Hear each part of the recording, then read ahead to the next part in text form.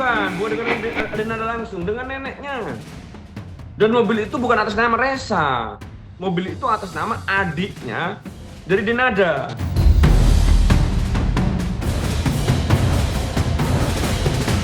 Ketika ibu saya, ya, mertua saya, didatangi polisi, dituduh melakukan penggelapan mobil.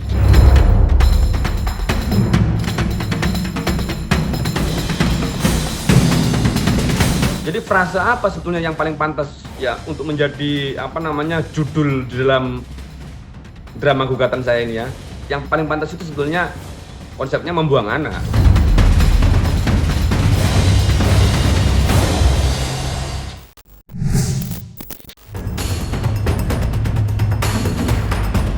Polemik internal keluarga selebritis Denada tampak berkembang kian runcing. Pasalnya, semakin banyak saja fakta dan cerita baru yang terkuak seiring berjalannya proses hukum di Pengadilan Negeri Banyuwangi.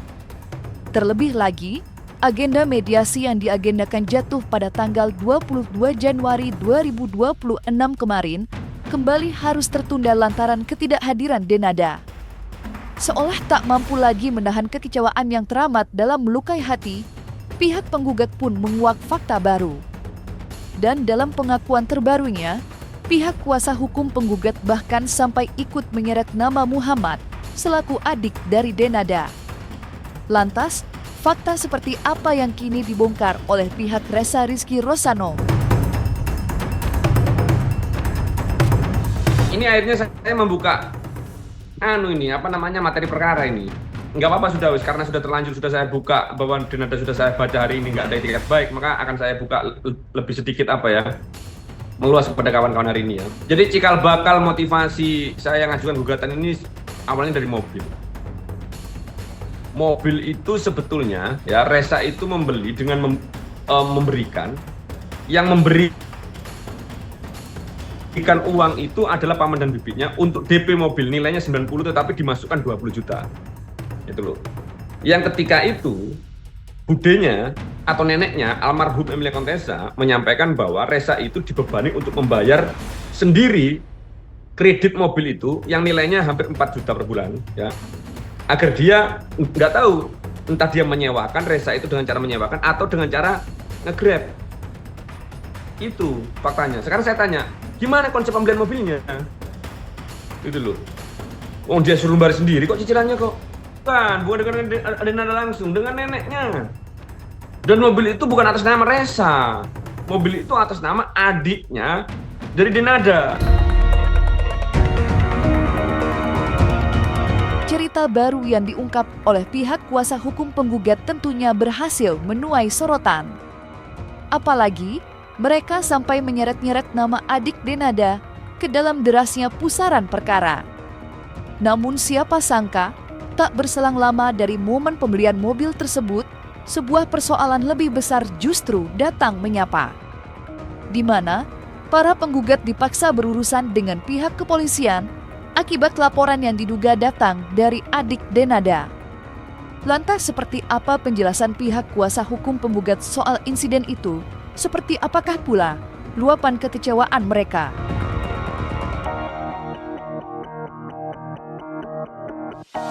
Saya sebagai anak menantunya dari paman dan bibinya sakit hati ketika ibu saya, ya mertua saya, didatangi polisi, dituduh melakukan penggelapan mobil.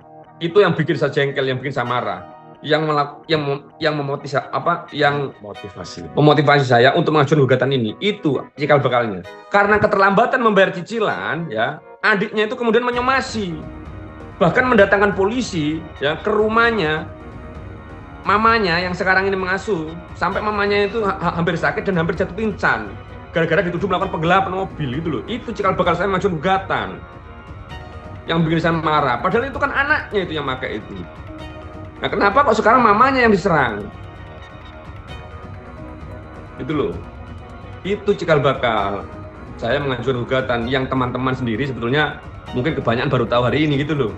Jadi kalau kawan-kawan ini berbicara tentang konteks bahwa saya mengajukan gugatan itu hanya demi kepentingan material, salah. Gitu loh.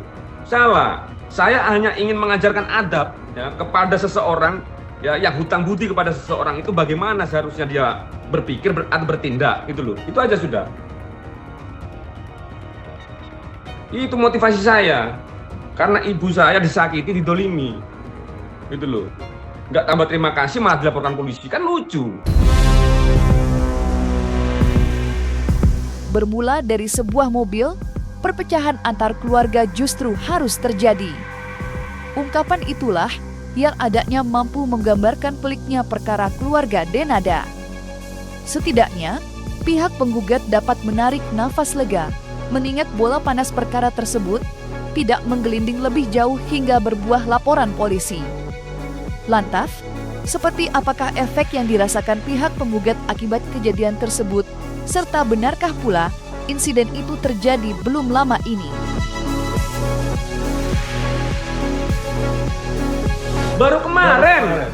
Tahun kemarin. Kemarin, mungkin kira-kira 1 bulan sebelum saya ajukan gugatan itu. Saya kan di Surabaya, posisinya. Mertua saya kan di Banyuwangi.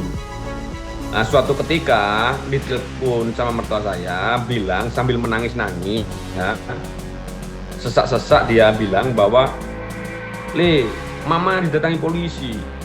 Mamanya dilaporkan katanya mau melakukan penggelapan mobil." Penggelapan mobil apa? Mobilnya siapa? Mama nggak tahu gitu loh. Kaget saya.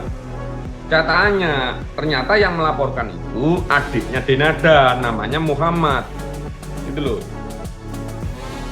Yang melaporkan. Bahkan mertua saya juga dapat somasi dari pengacaranya Muhammad. Nah, gitu loh. Karena yang punya mobil itu STNK itu atas nama Muhammad, bukan atas nama Resa. Nah, padahal yang memberikan uang DP untuk pembelian mobil itu paman dan tantenya. Nah, yang sekarang dianggap papa sama mamanya gitu loh. Jadi anak ini terdolimi, anak ini gitu loh. Itu makanya bikin saya gemes. Sampai akhirnya akibat dari didatangi polisi itu, ibu saya jadi sakit-sakitan. Karena memang kondisinya kan kurang sehat kan. Itu jadi stres, jadi sakit-sakitan, sudah komunikasi baik sama adiknya Denada itu, malah beliau menantang, ya sudahlah kalau memang ini ya, mertua saya kan bilang kan, ini nanti kalau nggak diselesaikan nanti daripada nanti ramai, daripada viral nanti ketahuan malu semua kan gitu. Nah, adiknya bilang, ya sudah viralkan. Ya sudah, saya datang, akhirnya saya ajukan gugatan sudah. Karena saya jengkel, itu aja sudah. Tapi mohon maaf ya, LP itu nggak jadi keluar. Jadi kebetulan saya kenal baik dengan polisinya, akhirnya diselesaikan secara keluargaan. Tapi mereka masih tidak mau menerima. Akhirnya datang kedua kali somasi, yang lebih bikin saya jengkel lagi kedua kali gitu loh. Itu makanya saya ajukan gugatan gitu loh. Apa yang dituturkan oleh pihak penggugat kemarin tentunya bertolak belakang dengan penjelasan pihak kuasa hukum Denada ketika perbincangan terkait perkara ini meledak pertama kalinya. Tentu masih segar di memori bahwa kala itu kuasa hukum Denada menyebut jika kliennya pernah membelikan sebuah mobil yang diperuntukkan kepada Resa dan keluarga Dino Rosano. Lantas seperti apakah pihak kuasa hukum menanggapi hal itu, serta benarkah pula mereka siap terlibat perang bukti bila mana pihak Denada masih bersikeras pernah memberikan mobil untuk Resa? Yang menyatakan sudah membelikan mobil itu siapa? Kan pengacaranya, ya toh. Jadi kalau pengacaranya itu dia pernah membuat statement bahwa berdasarkan keterangan, mungkin ya, keterangan kliennya dia sudah membelikan mobil, ya. Sistem jual beli itu kan pasti ada alat buktinya. Makanya kan saya bilang alat bukti yang konkret itu, khususnya untuk benda bergerak itu kan BPKB kan. Beda kalau dia memberikan kalau dia pernah memberikan fasilitas mobil dengan kredit semuanya, ya, dengan kredit itu juga nggak bisa dikatakan memberikan mobil karena apa, konteksnya sewa beli. Nah, yang punya mobil itu adalah leasing kan begitu. Memang Resa itu pernah difasilitasi mobil, gitu loh. Tetapi yang membayar DP itu dia sendiri. mobil itu ya dia cicil, saya kurang tahu nilainya. Cuma baru dibayar berapa kali gitu, saya kurang tahu nilainya. Hubungannya selama ini baik-baik, bahkan sering transfer kok, ngasih mobil juga kok. Itu makanya kalau asas pembuktian ini ya di dalam konsep hukum kita itu menganut asas actori incumbit probatio, siapa yang mendalilkan dia yang harus membuktikan, maka ya sudah buktikan saja. Jangan asal ngomong, gampang kok pembuktiannya kok. Kalau kita berbicara tentang konteks jual beli, berarti kan sudah ada BPKB itu. Ya kan, di mana dokumen hak kepemilikan ya sudah bisa dibuktikan secara pure nanti di persidangan, buktikan saja. Nah, tapi kalau ternyata nanti nggak ada, ya sudah nanti kita menilai sama-sama lah gimana kualitasnya ya. Denada sebagai seorang ibu yang harus juga bertanggung jawab terhadap kebutuhan-kebutuhan anaknya, gitu aja sudah. Yang katanya sudah beli mobil, katanya juga sudah beli rumah, apalagi rumah. Kalau rumah jangan ditunjukkan rumahnya, tunjukkan sertifikatnya. Berarti dia kan sudah memberikan rumah itu, dan dalam artian kan sudah memberikan apa ya, melakukan pemindahan kan.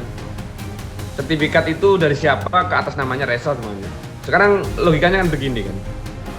Kalau Resa itu sudah dibelikan rumah ya, mana mungkin dia tinggal di gudang. Itu aja.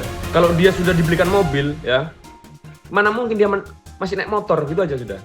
Itu makanya ketika dia mendalilkan bahwa sudah pernah membelikan mobil, beban pembuktian bukan ada di kita, ada di dia, gitu loh. Karena yang mendalilkan yang sudah membelikan mobil dia, gitu loh. Kan itu rasionya kan, logikanya kan.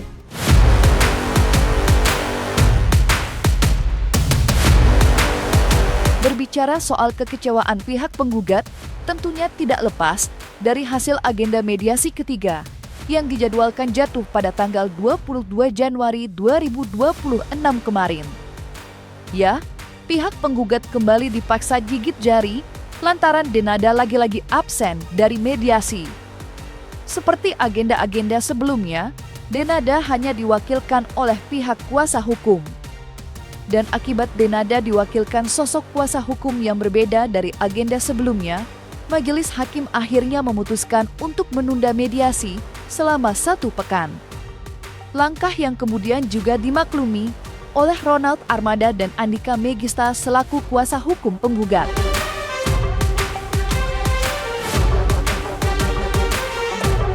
Jadi pihak tergugat tetap tidak datang, tidak hadir, hanya diwakili oleh kuasa hukumnya, dan itu pun kuasa hukumnya sudah berganti. Nah, saya bergantinya kurang tahu juga. Yang pasti kuasa hukumnya berbeda dari 2 kali sidang mediasi kemarin. Dan kuasa hukum dari pihak tergugat juga meminta waktu sampai minggu depan untuk mengkaji dan berkomunikasi dengan pihak tergugat nanti. Sama, karena kita sepakat untuk memberikan waktu lagi. Salah satu bentuk itikat baik kita memberikan waktu untuk minggu depan bisa hadir. Ya, maka kami sepakat, baik prinsipal kami dan tergugat sepakat dalam minggu depan ini akan diagendakan mediasi selanjutnya ketika tidak kok persidangan. Sementara itu, kekecewaan pihak penggugat tampaknya terasa semakin dalam. Mengingat Denada tak hanya absen pada agenda mediasi yang diselenggarakan di Pengadilan Banyuwangi, tetapi juga tak kunjung menjalin komunikasi di luar sidang.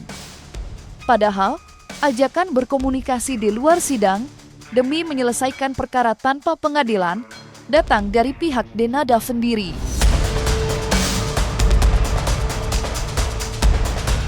Jadi kebetulan itu inisiasinya mereka itu untuk menjalin komunikasi, khususnya dalam konteks di luar mediasi yang sudah ditentukan oleh pengadilan itu sampai sekarang itu tidak realisasi. Itu makanya kalau saya membaca alasan apapun, meskipun ada tuntutan profesi dan sebagainya, masa saya kan sudah bilang itu kan melalui konferensi pers yang minggu lalu itu, masa orang kerja 7 hari 1 minggu 7 hari kan begitu kan. Jadi memang kalau sudah saya simpulkan sekarang ini bahwa memang sudah nggak ada itikat baik dari mereka itu untuk mengoptimalkan mediasi gitu loh. Artinya kalau mereka memang siap untuk fight di pengadilan, kami pun siap. Itu aja sudah. Tapi kalau saya membaca dan kayaknya dari kacamata saya, sampai saat ini saya masih belum melihat sama sekali itikat baik dari mereka untuk mengoptimalkan mediasi itu aja.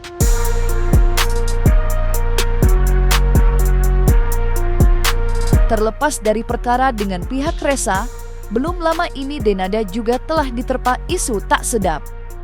Ya, berhembus kencang di media sosial, sebuah isu miring yang menduga kalau Resa merupakan anak kedua yang dilahirkan oleh Denada. Dan beberapa tahun sebelumnya, putri almarhumah Emilia Kontesa itu diduga sudah terlebih dahulu melahirkan seorang anak. Menanggapi hal tersebut, kuasa hukum pihak penggugat memilih untuk tidak memberikan komentar yang terlalu jauh.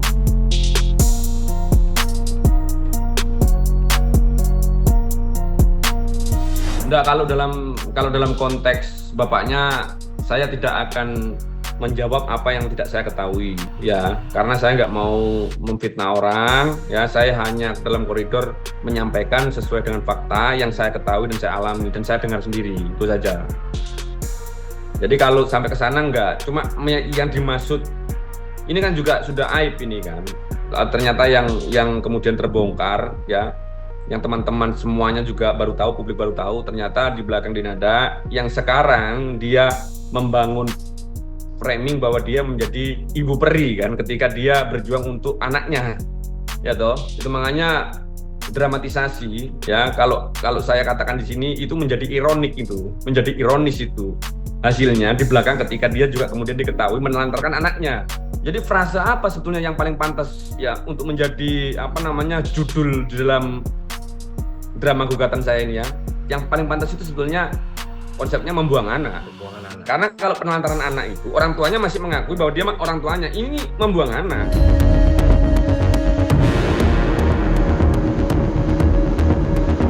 Dan jangan lupa untuk like, subscribe dan juga share channel YouTube Cumi Cumi.